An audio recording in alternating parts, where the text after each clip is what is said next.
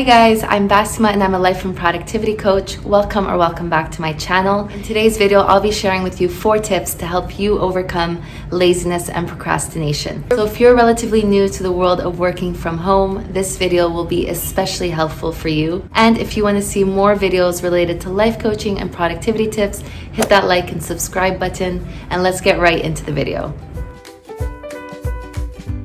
My number 1 tip for you is to avoid at all costs starting your day off from your couch. Oftentimes we relate our couch to relaxation and comfort, and these are all things that go against the grain of getting work done. This was maybe okay for you in the past when you were working outside of your home to start your morning routine off, drinking your coffee, planning, journaling from your couch. But now that you work from home, you really need to set a trigger point that's going to get you motivated to get work done, and that's definitely not going to be your couch. If you've been feeling lazy and procrastinating and you don't know how to break out of it working from home, then I definitely recommend do all the things that you usually do in your morning routine in a more professional environment. So if you have an office set up or a table set up for you, then take these things that you usually do in your morning routine and do them there. You can still enjoy them, but do them from a more professional setting that's going to get you in the mindset and in the mood of doing work. This is going to help you start your day off strong and get motivated to get the work done that it is that you want to get done.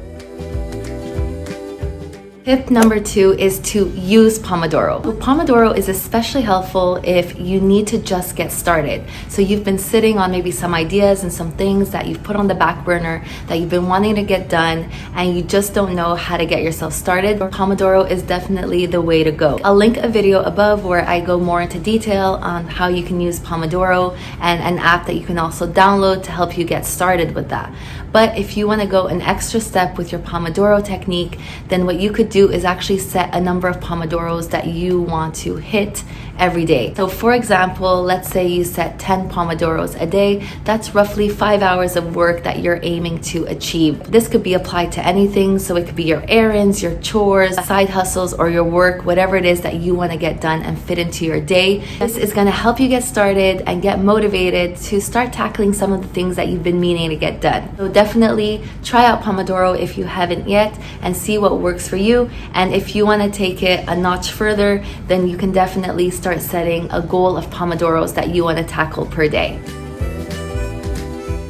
With Pomodoro, there comes the importance of breaks. So this is going to take me to tip number 3, which is don't forget to assign yourself some breaks. Oftentimes what's super discouraging and causes us to be demotivated and feel lazy and procrastinating is we feel like our days are just made up of work and there's really no time for you to do anything else that you enjoy outside of work. So definitely start assigning some decent amount of me time for you throughout the day that can help you recharge and start taking your breaks so that when you're working, you're actually super focused and intentional with your work, and then when you're taking your breaks, you can totally deplug and recharge. Start assigning some breaks within your schedule if you haven't done that yet, and that can definitely be the small change that you need to get you motivated again and out of that funk and just break out of that cycle of laziness and procrastination.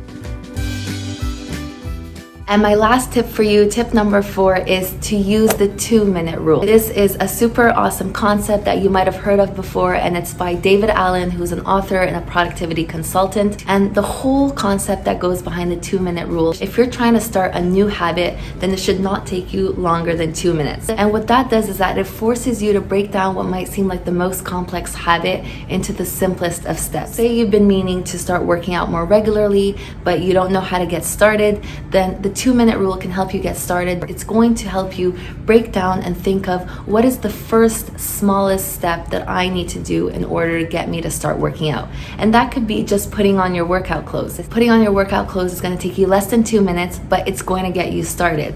So the purpose of the 2-minute rule is that these little baby steps are going to add up, and over time it's going to build to a consistent habit, which is ultimately what you want to get to. If you've been feeling lazy and procrastinating and you just want to get started on building some new habits, then definitely using the 2-minute rule and even pairing it with the Pomodoro could help you break out of that cycle of laziness and procrastination. These are some tips that can definitely help you just get started on some work that you've been sitting on. I hope you found this video helpful, and if you did, drop down a comment below. I'd love to hear from you, and I hope to see you in the next video.